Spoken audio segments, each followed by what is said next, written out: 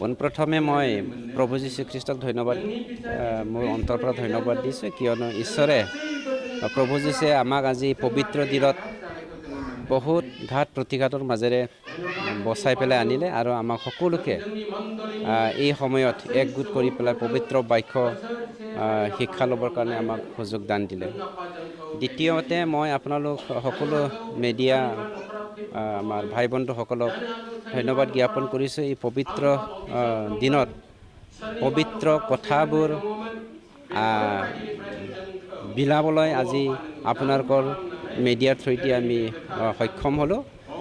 মই এটা মেছেজ দিব বিচাৰিছোঁ আজিৰ এই দিনটো ৩৫ লক্ষ আমাৰ এই বিটিআৰবাসীক শান্তি আনক প্ৰগতি আনক আৰু আমি সকলোৱে ইউনাইটেডলি আমাৰ এই বিটিআৰত থকা ৰাইজৰ কাৰণে বা জনসাধাৰণৰ কাৰণে আমি সকলোৱে আগবাঢ়ি যাব পাৰোঁ এই কামনাৰে প্ৰভু যীশু খ্ৰীষ্টৰ নামত সকলোকে ধন্যবাদ জ্ঞাপন কৰিছোঁ আৰু শুভেচ্ছা দিছোঁ ২০২২ চনৰ নতুন বছৰত আমি সকলোৱে যে শান্তিৰে আগবাঢ়ি যাব পাৰোঁ ঈশ্বৰে আমাক সকলোকে কৃপা কৰক আৰু আমাক সকলোকে লিড কৰক।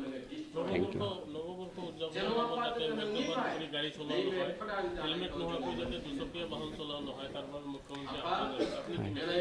হয়, এইটো পজিটিভলি আমি সকলোৱে ল'ব লাগিব কিয়নো খায়ে আমাৰ জীৱনটো আমি ধ্বংস কৰিছোঁ। বহুত ডেকা ল'ৰা ছোৱালী এনেকুৱা মানে এণ্টি ছ'চিয়েল এলিমেণ্টবোৰত ইনভলভ হৈ যায় নতুন বছৰত। এই নৱবৰ্ষত যে আমি এনেকুৱা নহয় আমাৰ যি গভৰ্ণমেণ্ট অফ আছামৰ যি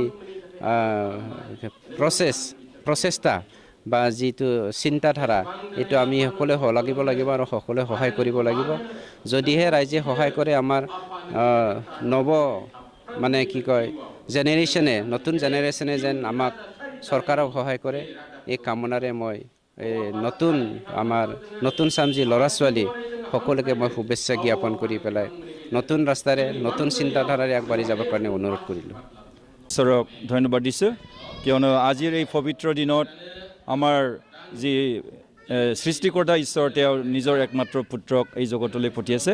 তো আজিৰ এই যীশুখ্ৰীষ্টৰ জন্মৰ দিনত মই বেংটল বাপ্টিষ্ট চাৰ্চৰ পৰা বা বেংটল বাপ্টিষ্ট টাউন চাৰ্চ হৈ মই আমাৰ বিটিআৰবাসী আৰু অসমবাসী সকললৈ মই শুভেচ্ছা থাকিল আৰু এই মানে অহা যি নতুন বছৰ এই নতুন বছৰত যাতে শান্তি সম্প্ৰীতি আৰু উন্নতি যাতে আনে এইটো মই কামনা কৰিছোঁ।